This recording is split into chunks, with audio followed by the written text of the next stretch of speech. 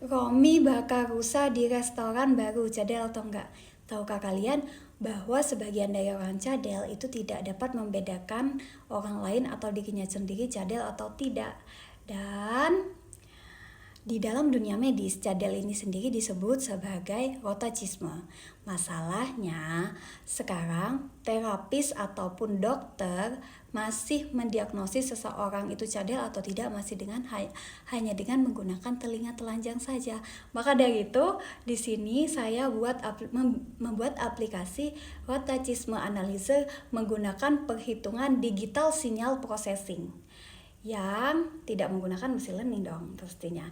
Fitur yang saya gunakan MFCC dan Zero Crossing Rate. MFCC sendiri itu untuk menghitung bentuk, untuk mengetahui bentuk mulut dan lidah seseorang menyimpang atau tidak. Dan Zero Crossing Rate ini kita gunakan untuk membedakan atau memisah antara suara halus atau vibran dan suara desis.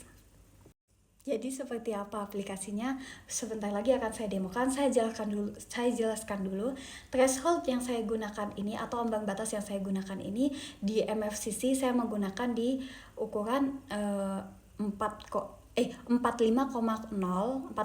Jadi dia kalau di atas 45,0 dia akan terhitung sebagai lidahnya menyimpang.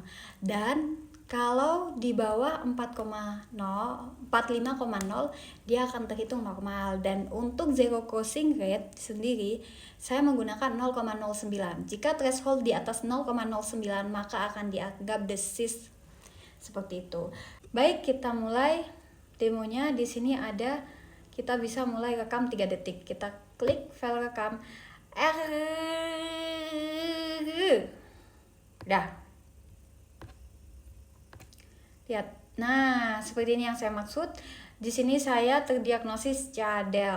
Terus di sini logika keputusannya. Saya tadi bilang threshold yang saya gunakan kan 45,0. Dan jika di atas threshold kita akan simpulkan bahwa menyimpang. Zero crossing rate-nya juga di atas threshold.